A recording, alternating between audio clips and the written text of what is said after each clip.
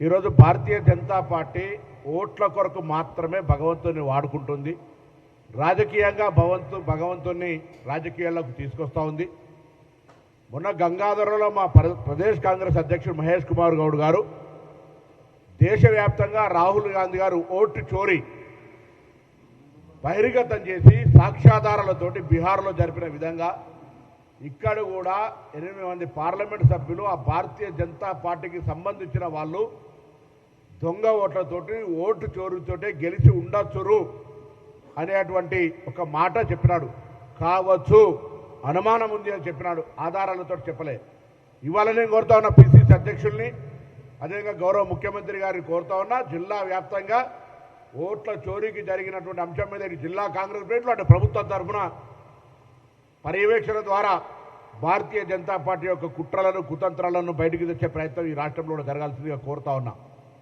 బండి సంజయ్ గారికి నిజంగా ధైర్యం ఉంటే ఎన్నికల కమిషన్కు రాసి రాష్ట్రంలో ఎక్కడెక్కడ దొంగ ఓట్లు ఉన్నాయో, మొన్ననే కరీంనగర్లో ఒక 40 ఓట్లు ఒక ఇంట్లో ఉన్నటువంటి అవి కూడా మళ్ళీ మీరు మతం పేరు దొరుకుతుంది ముస్లింలో హిందువులో ఇళ్లలోనే చిన్న కుటీరంలో 40 ఓట్లు ఉన్నటువంటి సంఘటన బయటికి వచ్చినటువంటి పరిస్థితి.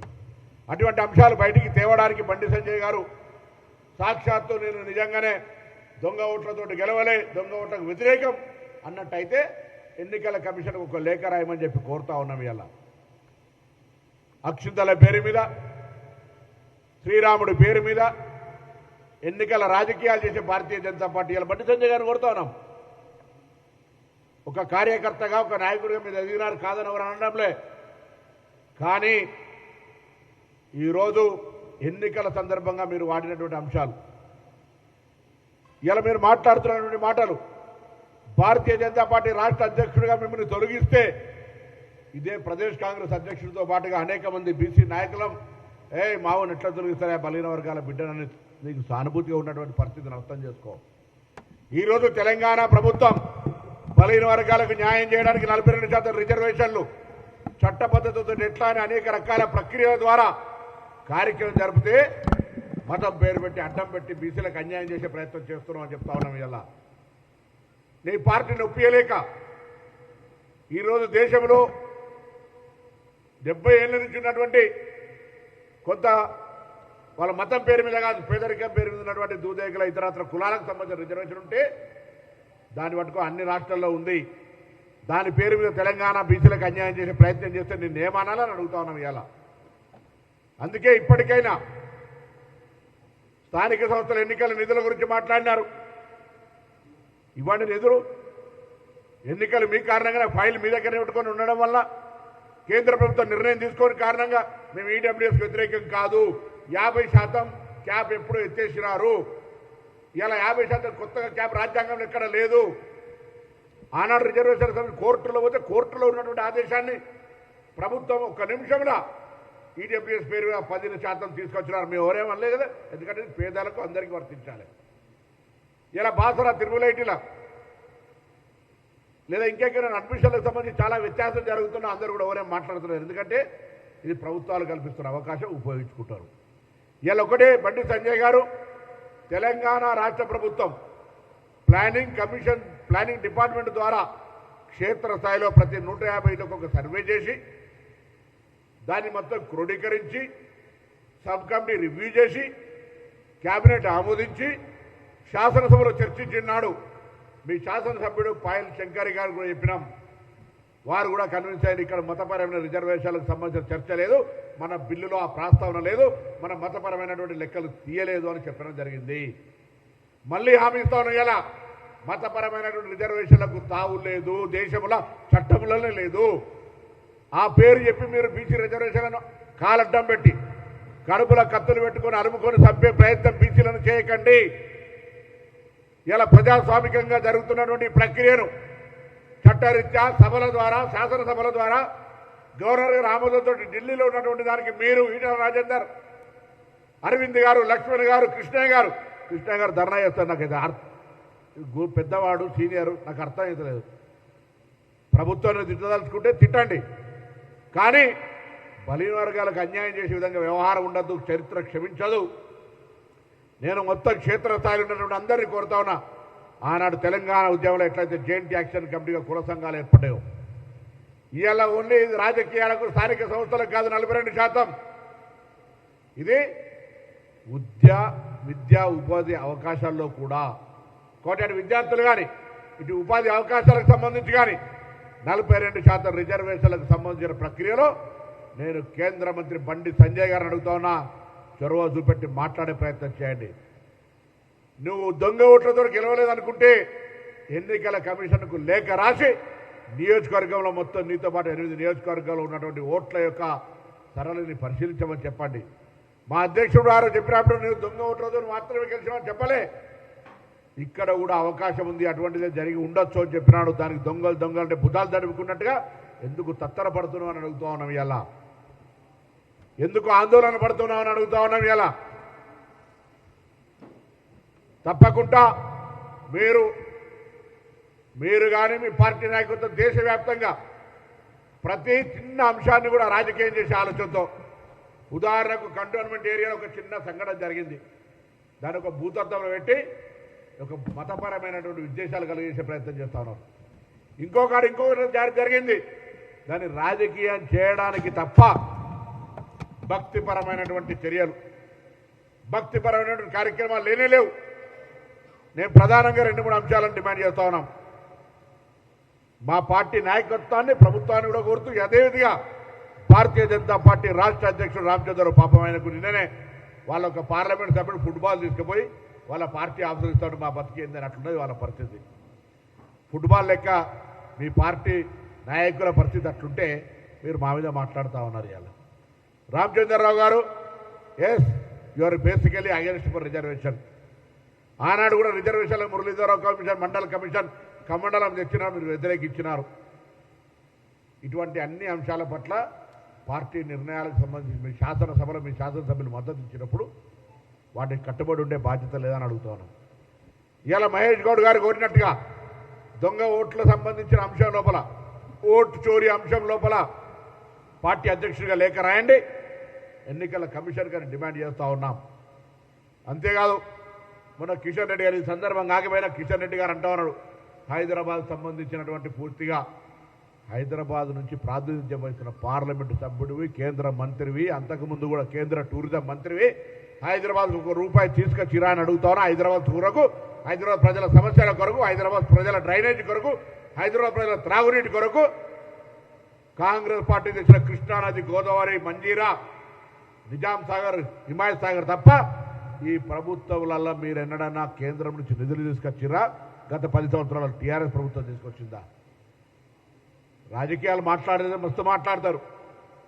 కేంద్రంకు ప్రాతినిధ్యం వహిస్తున్న పెద్ద మంత్రి అని మేము తెలంగాణ ప్రజలు మీరు చాలా ఊహించుకొని ఎక్స్పెక్ట్ చేస్తే, ఆఖరికి మీరు ప్రాతినిధ్యం వహిస్తున్న నియోజకవర్గానికి సంబంధించి కూడా అనేక సమస్యలు, హైదరాబాద్ పెరుగుతూ ఉంది విస్తీర్ణం, మెట్రో విస్తీర్ణం కావచ్చు, లేదా అటు మేడ్చల్ సైడ్ కానీ, ఇటు అల్వాల్ సైడ్ కానీ బ్రిడ్జెస్, వాటికి సంబంధించినటువంటి వాటి కొరకు కానీ అన్ని ఎక్కడికక్కడనే. అందుకే మళ్ళీ ఒక్కసారి కోరుతా ఉన్నాం, నిజంగా మీకు మతపరమైన రాజకీయాలు తప్ప అభివృద్ధి చేయాలనే చిత్తశుద్ధి ఉంటే రాష్ట్రానికి నిధులు తీసుకురండి. ఓట్లు దొంగతనంతో ఓట్ల చోరీ చేయలేదంటే దాని మీద మీరే ఎన్నికల కమిషన్కి లేఖ రాయండి. దొంగ అంటే భుజాలు జరుపుకొని ఆందోళన పడి ఏది పడితే అది మాట్లాడితే పొరపాటు అయితే జాగ్రత్త, ఇది మంచిది కాదనే మాట సందర్భంగా మనం చేస్తాం. అసెంబ్లీకి దీనికి ఏం సంబంధం అబ్బా? మళ్ళీ అందుకే కదా దొంగ అంటే భుజాలు జరుపుకొని నువ్వు మొత్తం మేము అడుగుతున్నటువంటి మాట, రాహుల్ గాంధీ గారు దేశవ్యాప్తంగా ముఖ్యంగా బీహార్ రాష్ట్రంలో, కర్ణాటక రాష్ట్రంలో ఓటు చోరీకి సంబంధించి ఆధారాలతోటి ఆరోపిస్తే ప్రజలంతా అనుకుంటా ఉన్నారు ఎన్నికల కమిషన్ భారతీయ జనతా పార్టీ ఏజెంట్గా మారిందని, అనుమత సంస్థగా మారిందని అనుకుంటా ఉన్నారు. ఇలా విచారణకు ఆదేశించాల్సిన వాళ్ళు రాహుల్ గాంధీ గారి మీద చర్యలు తీసుకుంటారు, ధమ్కి ఇస్తా ఉన్నారు. రాహుల్ గాంధీ గారు అంటే దేశం మొత్తం ఉన్నది. అదే మాట ప్రదేశ్ కాంగ్రెస్ అధ్యక్షుడు మేమందరం కూడా గంగాధర మీటింగ్లో ఉన్నాం. మా పార్లమెంట్ నియోజకవర్గం చొప్పదండి నియోజకవర్గంలో జరిగినటువంటిది ఒకటే మాట అన్నారు, ఇక్కడ బండి సంజయ్ కూడా దేవుడి పేరు మీద గెలిచినాడు, భారతీయ జనతా పార్టీ దేవుడిని రాజకీయాలకు వాడుకుంటా ఉంది, ఇక్కడ ఓటు చోరీ జరిగి ఉండే అవకాశం ఉంది, జరిగి ఉండొచ్చు, ఆ ఓటు చోరీ మీద వీళ్ళు గెలిచి ఉండొచ్చు అంటే మేము అట్లా గెలవలేదని చెప్పు. గెలిచుంటే విచారణ చేయమని ఎన్నికల కమిషన్ అడుగు. అసెంబ్లీ రద్దు చేయమంటే మూర్ఖంగా ఇదేం పద్ధతి? భారతీయ జనతా పార్టీలు అంతా మీరు పార్లమెంటు సభ్యులుగా ఆ ఓటు చోరీతో గెలవలేదని ప్రూవ్ చేసుకోండి ఆరోపణను.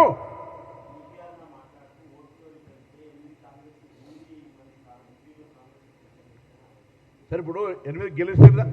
అందుకే 16, 17 నియోజకవర్గాలు అడగండి, 16 నియోజకవర్గాలు అడగమని చెప్తున్నా.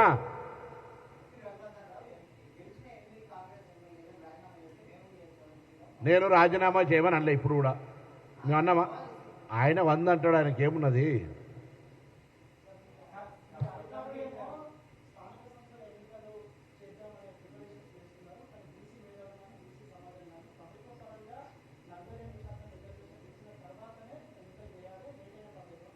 ఆ మేధావులందరినీ అడుగుతా ఉన్నా. ప్రభుత్వము పూర్తిగా ఓపెన్ మైండ్ తోటి ఉంది. మేమే ప్రభుత్వంలో ఉన్న మంత్రులతో సహా ముఖ్యమంత్రి గారితో సహా అందరం కూడా 42% ప్రభుత్వం పక్షాన ఇవ్వడానికి ఢిల్లీకి వెళ్ళినా, అభిషేక్ సింఘ్వి గారిని కలిసినా, ఇతర న్యాయ సలహాలు తీసుకున్నా వాళ్ళ మేధావులందరూ కొద్దిగా పోయి ఎక్కడైతే ఫైల్ పెండింగ్ ఉందో అక్కడ ఒత్తిడి చేసి భారతీయ జనతా పార్టీ నాయకత్వం నిలదీస్తే, భారతీయ జనతా పార్టీ ఇంటి ముందర ఆ నాయకుల ఇంటి ముందు ధర్నా చేస్తే 42% ప్రభుత్వంగా మేము ఇంత కార్యక్రమం చేసిన వాళ్ళం. ఇంకా మా చిత్తశుద్ధి మీద ఎవరికైనా అనుమానం ఉంటే వాళ్ళ కర్మ.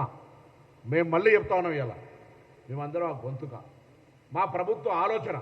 మా ముఖ్యమంత్రి గారు చాలా శాంటిటీగా దేశ రాజకీయాల్లో రాహుల్ గాంధీ గారితో సహా ఇలా మా ముఖ్యమంత్రి గారిని, మా ప్రభుత్వాన్ని ప్రశంసించిన తర్వాత మేము ఒట్టిగానే వెనుకోపోతున్నాం. మీకు చేతనైతే నేను మేధావులందరూ విజ్ఞప్తి చేస్తాను, దయచేసి మేధావులందరికీ అప్పీల్ చేస్తా ఉన్నాం. ఎక్కడైతే కేంద్రం దీనికి సంబంధించి మేము వాస్తవంగా గవర్నర్ గారు ఇక్కడనే మాకు మేము దేశ స్థాయి రిజర్వేషన్లలో 42% అడుగుతలేం, కేంద్ర ఉద్యోగాలు అడుగుతలేం, చట్టసభలు అడుగుతలేం, మా రాష్ట్రంలో ఇచ్చేటువంటి విద్యా ఉపాధి స్థానిక సంస్థలు అడుగుతా ఉన్నాం. కేంద్రానికి ఎందుకు అభ్యంతరము? ఇదే కేంద్రము ఇవాళ అడుగుతున్న మేధావులు భారతీయ జనతా పార్టీ నాయకులు 10% ఈడబ్ల్యూఎస్కి మేము వ్యతిరేకంగా మళ్ళీ చెప్తా ఉన్నా. ఇచ్చినాడు ఎందుకు వాళ్ళు 50% క్యాప్ తొలగినటువంటి అంశం తెలియదా?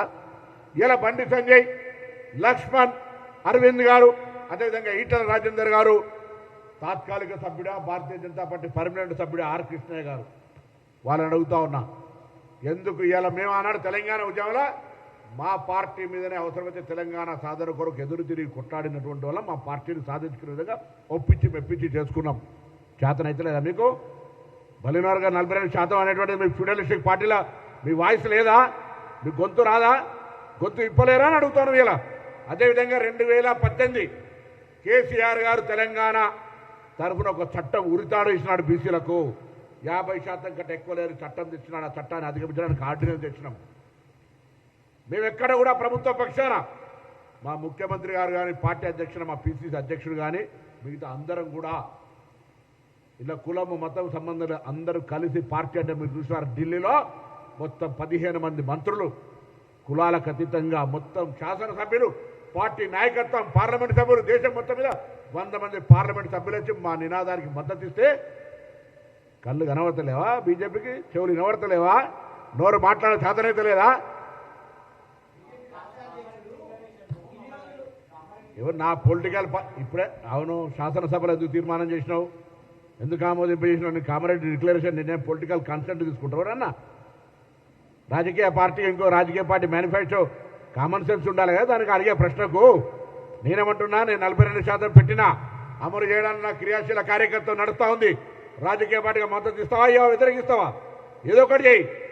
గోడ మీద పిల్లల యొక్క శాసనసభలో మద్దతు ఇస్తావు, ఢిల్లీలో కడుపులో కత్తులు పెట్టుకొని కాళ్ళ గడ్డ పడ్డట్టుగా మమ్మల్ని చంపేస్తావు.